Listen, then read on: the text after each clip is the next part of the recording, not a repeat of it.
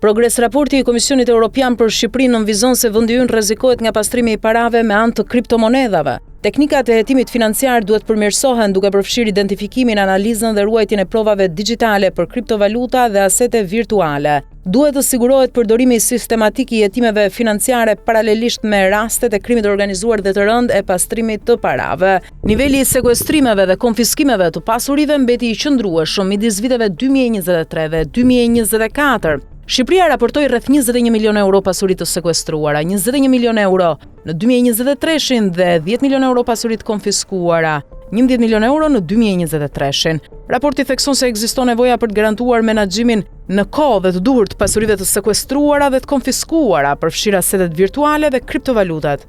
Pasi nuk ekziston ende një portofol digjital shtetëror, sipas raportit, ende nuk ekziston një qasje strategjike apo sistematike për identifikimin dhe konfiskimin e pasurive kriminale që ndodhen jashtë vendit ose janë të parritshme.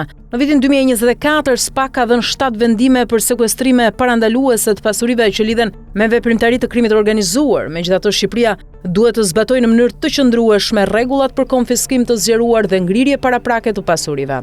Për të shmangur humbjen e vlerës ekonomike të tyre, rishfrytëzimi i pasurive të konfiskuara për qëllime sociale mbetet kryesisht jo efektiv, vijon raporti. Një tjetër udhëzim i raportit është që autoritetet shqiptare duhet forcojnë kapacitetet për zbulimin, hetimin dhe ndjekjen penale të trafikantëve të qenieve njerëzore dhe të zbatojnë plotësisht mekanizmin kombëtar të referimit për viktimat e trafikut.